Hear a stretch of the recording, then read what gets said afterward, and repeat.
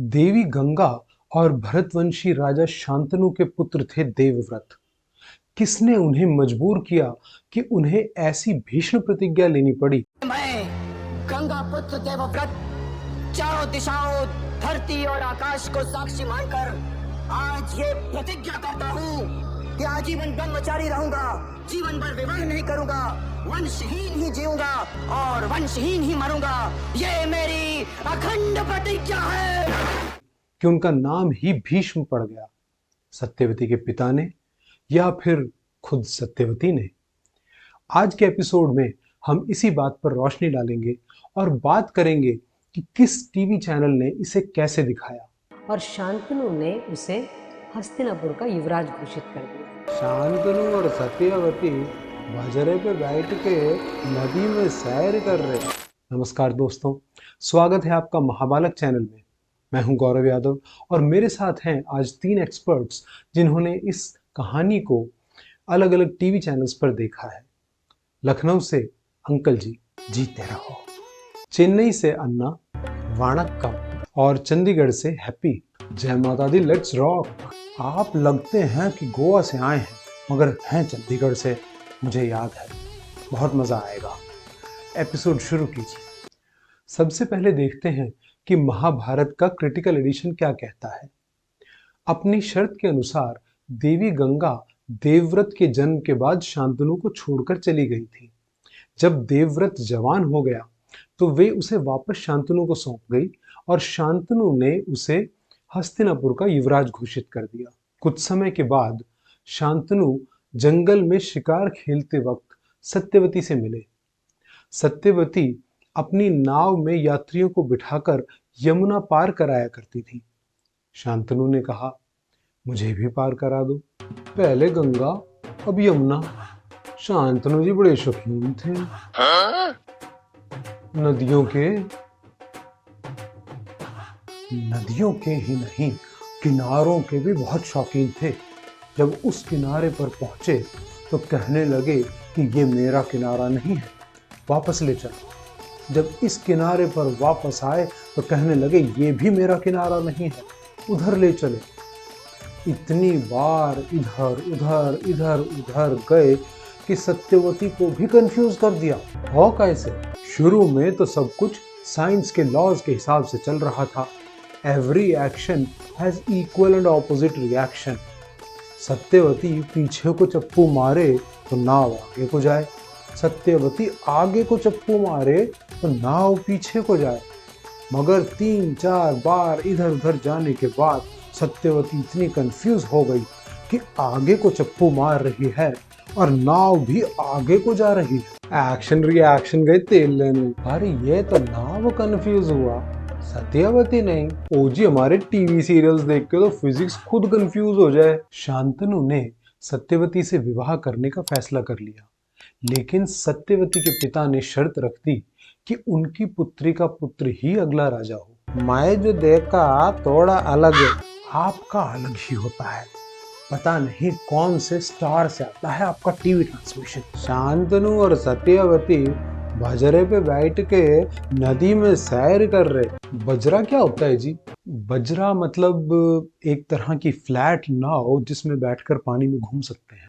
वो समझ गया जी। प्यार की कश्ती में है, लहरों की मस्ती में है, पवन के शोर शोर में चले हम जोर जोर में, गगन से दूर। अरे ऋतिक के भांजे, वो याच होती है। याच नहीं, यॉट बोलते उसको। जो भी, पर वो बजरा नहीं होता। बजरा तो वो था। अजीब दास्तां है ये, कहाँ शुरू कहाँ खत्म, ये मंजिलें हैं कौन सी, न वो समझ सके न हम। न वो समझे ना हम। ओजी फिर समझा कौन? अंकल जी, आप कलयुग का मेन कुमारी लग रहे। 1960 में ये पिक्चर आई थी। तब कोई सतयुग नहीं चल रहा था। मीना कुमारी कलयुग में ही थी। हा हा हा हा हा हा। क्या सीन है जी। नदी, नदी में बजरा, बजरे में पंजाबी पॉप बज रहा। ओ बल्ले ओ बल्ले। बजरे में कुछ नहीं बज रहा, केवल बजरा। शांतनु बोले, कितना शांति। सत्यावती बोले, जिनके पास सारे सुख उनको शांति होना, मेरे को सारे सुख होना। इतने में गोल्डन मच्छी नदी से कूदी मारा। सत्यावती हारपून मारा। हारपून बोले तो जी रस्सी वाला भाला। मच्छी नाव को खींच के भाग रहा। शांतनु बोल रहे, रस्सी छोड़ दो। सत्यावती बोल रहे, नहीं छोड़ूंगी। हाथ चिल गए पर मच्छी पकड़ के रहा। मालूम ये सब क्यों दिखाया? ताकि सत्यवती राज्य का मांग कर सके। पर वो तो उसके पिता ने की थी। पिताजी तो पिक्चर में ही नहीं, सत्यवती खुद डिमांड किया। एक एक्टर का पैसा बचा लिए सीरियल वाले। स्मार्ट।